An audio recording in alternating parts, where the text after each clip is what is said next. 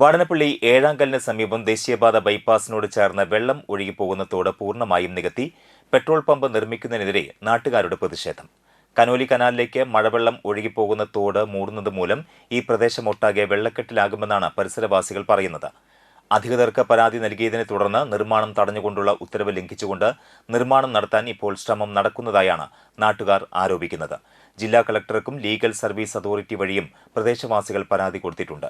നിർമ്മാണം മരവിപ്പിച്ച് കോടതി ഉത്തരവ് നിലവിലിരിക്കെ ഇത് ലംഘിച്ച് നിർമ്മാണം നടക്കുന്നതിനെതിരെ വലിയ പ്രതിഷേധമാണ് നാട്ടുകാർക്കുള്ളത്.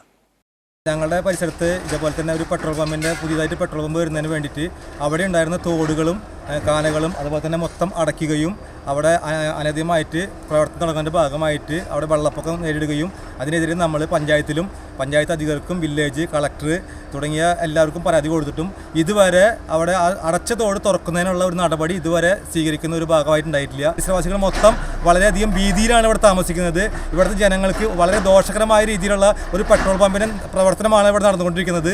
അതുമാത്രമല്ല ഇവിടെ വരുന്ന പ്രവർത്തനങ്ങളുടെ ഭാഗമായിട്ട് വെള്ളം തീരെ കനാലിൽ നിന്ന് വെള്ളം പോകാത്തൊരവസ്ഥയും മാലിന്യങ്ങൾ കൊണ്ടുവന്ന് നിക്ഷേപിക്കുകയും ഇതിനെതിരെ പഞ്ചായത്തിൻ്റെ ഭാഗത്തുനിന്ന് ഒരു നടപടിയും അദ്ദേഹത്തിന് എടുക്കുകയുണ്ടായിട്ടില്ല. കാരുണ്യ പ്രവർത്തനത്തിൻ്റെ മറവിലാണ് ഇതുപോലുള്ള ഇങ്ങനത്തെ പെട്രോൾ പമ്പിൻ്റെ പ്രവർത്തനങ്ങൾ നടന്നുകൊണ്ടിരിക്കുകയാണ് ഞങ്ങൾക്ക് അറിയാൻ കഴിഞ്ഞത്. ഇതിൻ്റെ മുകളിൽ വലിയൊരു ബിനാമി തന്നെ ഇതിൻ്റെ മുന്നിലുണ്ടെന്നാണ് ഞങ്ങൾക്ക് അറിയാൻ കഴിഞ്ഞത്. പക്ഷേ വളരെയധികം ഞങ്ങൾ താമസിക്കുന്നതും ജീവിക്കുന്നതും വളരെയധികം ഭീതിയോടുകൂടിയാണ്.